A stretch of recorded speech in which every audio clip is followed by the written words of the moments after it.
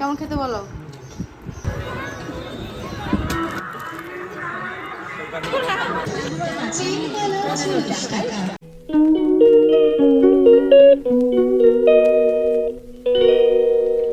Hey guys, good morning, welcome back to our channel. আমি পূজা। তো সকলকে জানাই যে শুভ নববর্ষ। তোমরা সবাই আজকের দিনটা ভালোভাবে সেলিব্রেট করো আর খুব ভালো থাকো। সবাইকে অনেক অনেক শুভেচ্ছা জানাই। তো চলো আজকের ভিডিওটা শুরু করা যাক। আর আজকে সারাদিন আমরা কী কী করছি সেটাই তোমাদের দেখাবো। আর আজকে আমরা একটু ঘুরতে যাব। তো কোথায় ঘুরতে যাচ্ছি না যাচ্ছি সেটা তোমরা এই ভিডিওতেই দেখতে পাবে। চলো ভিডিওটা দেখতে থাকো।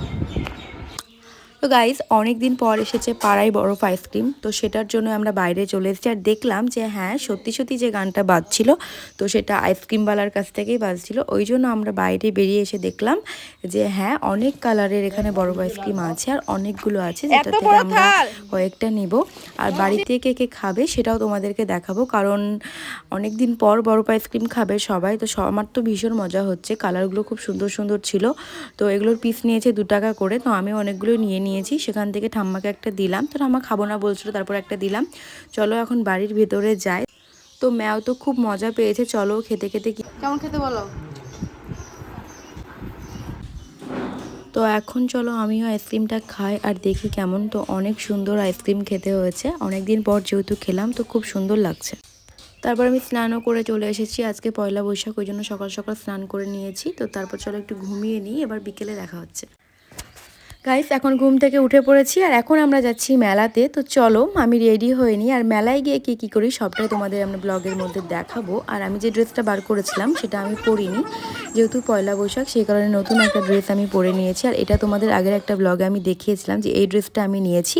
আর এখানে বড়দি এসেছে, কারণ জানেই না ও আমি ক্যামেরা অন করে রেখেছি, যেটা বললাম যে ক্যামেরা অন করা আছে। তারপরে ও হেসে একটু চলে গেল। ও রেডি হয়ে গেছে মোটামুটি, চুলটুলগুলো ঠিকঠাক করলেই হয়ে যাবে। আর এখানে মা রেডি হচ্ছে আর ঠাম্মা ঘোরাঘুরি করছে, কারণ ঠাম্মা একদমই মেলায় যাবে না, ঠাম্মার যেহেতু শরীরটা খারাপ। তো চলো আমি এখন রেডিটা হয়ে নিই। এখন আমি পুরোপুরি রেডি হয়ে গেছি। আমাকে কেমন লাগছে অবশ্যই কমেন্ট করে জানিও, আর আমার ড্রেসটা কেমন লাগছে সেটাও জানিও।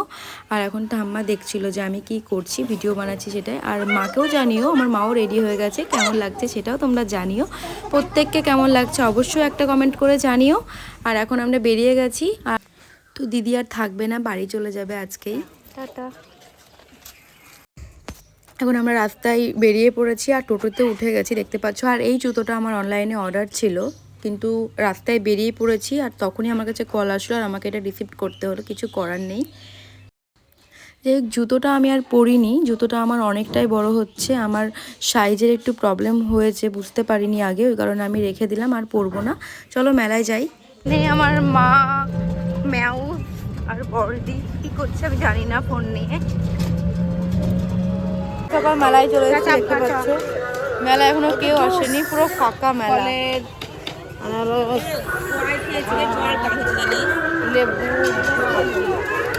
তারপর মেলায় ঢুকে আমরা প্রথমেই চলে এসেছি ব্যাগের দোকান, কারণ আমি বাড়ি থেকেই বলে এসেছিলাম যে আমি একটা ব্যাগ নিব। ওই কারণে এই ব্ল্যাক কালারের ব্যাগটা আমি প্রথমে এসে দেখেছি, সেটাই নিয়ে নিয়েছি। আর এখানে মা বলছিল যে বড়দির ব্যাগটা খুব সুন্দর লাগছে। তো বড়দির ব্যাগটা তোমাদের দেখাতে পারলাম না, ও ঘাড়েও নিয়ে নিয়েছে, দেখতে পাচ্ছ।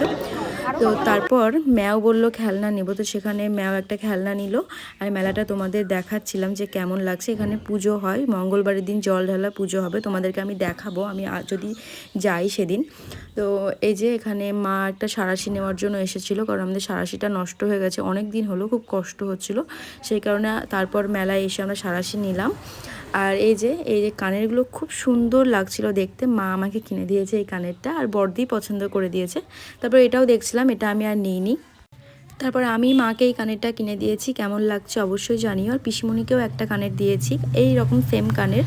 তো চলো তারপর আমি একটা কানের দেখছিলাম, তো দিদি বলছিল এটা বিটুদির জন্য নেওয়ার জন্য, সেই কারণে এই কানেরটা ওর জন্য নেওয়া হয়েছে।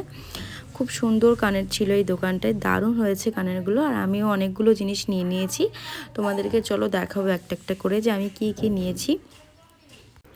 এখন মা আর আমি এটাই ভাবছিলাম যে আর কি কি কিনবো, দেখা যাক চলো আর কি কি কেনা যায়। আমরা যেহেতু একটু তাড়াতাড়ি মেলায় চলে এসেছিলাম, ওই কারণে হয়তো ভিড়টা কম ছিল। সন্ধ্যা হতে হতে আরও ভিড়টা বাড়ছিল। সেরকম যে প্রথম দিকে যেহেতু ভিড় অনেকটা কম হয়, লাস্টের দিকে প্রচণ্ড ভিড় হয়। লাস্টের দিন আমি আসব, তো পুজো দেওয়াটাই মানে দুপুরবেলা আসতে পারবো কি না জানি না, যদি আসতে পারি তোমরা অবশ্যই আমার ভিডিওর মধ্যে সব কিছু দেখতে পারবে। তো এখানে মঙ্গলবার দিন মানে সকালের দিকে এখানে বাবার মাথায় জল ঢালা হয়, মানে ওটাই হচ্ছে আসল পুজো। তো আমরা ভাবছিলাম দিদিরা মিলে সবাই যে ওখানে যাব জল ঢালবো, সেটা যদি হয় আমরা যদি যেতে পারি তাহলে অবশ্যই তোমাদেরকে দেখাবো সব কিছু। চলো, এই যে আমি এখন ক্লিপ কেনার জন্য চলে এসেছি। আগেই বললাম যে ক্লিপ নেব, তো ক্লিপ কিনে এখন খাওয়া দাওয়ার দিকে চলে এসেছি। অনেকটা সময় মেলায় ঘোরাঘুরি করছি, এখনও কিছুই আমরা খাইনি। তারপরে পিসিমণি বললো পাপড়ি চাট খাবো, তো সে কারণে পাপড়ি চাট নেওয়ার জন্য আমরা চলে আসলাম। আর আমি কিন্তু পাপড়ি চাট একদমই খাইনি, মানে নিইনি, পিসিমণির থেকেই খেয়েছি। খুব যে টেস্টি লাগে সেরকম না, ভালোই লাগে মোটামুটি। তো ওখান থেকে পাপড়ি চাট খাওয়ার পর বড়দি বলল আমিও একটা কিনবো, কারণ পাপড়ি চাটটা অসাধারণ খেতে ছিল আর দারুণ বানিয়েছিল। এই দোকানটা থেকে আমরা পাপড়ি চাটটা খেয়েছি। পিসিমণির খুব টেস্ট লাগে পাপড়ি চাট, যেটা সবাইকে বলছিল, আর আমিও বললাম যে না, অনেকটা ভালো হয়েছে। তারপর বড়দি বলল যে আমার থেকেও একটি নে, কারণ বড়দিও কিনেছিল, আর বড়দি এসব খেতে ভালোবাসে, আমিও ভালোবাসি, কিন্তু পাপড়ি চাটটা আমার অতটা ভালো লাগে না। মেলায় যেহেতু এসছি সব কিছুই মোটামুটি টেস্ট করতে হবে, ওই জন্য আমি একটু পাপড়ি চাট নিলাম। আর মা পাপড়ি চাট খায় না, কারণ মার সেদিন গ্যাস হয়ে গেছিলো, শরীরটা একদম ভালো ছিল না, সেই কারণে মার সেরকম কিছু খায়নি, আমি খেয়েছি।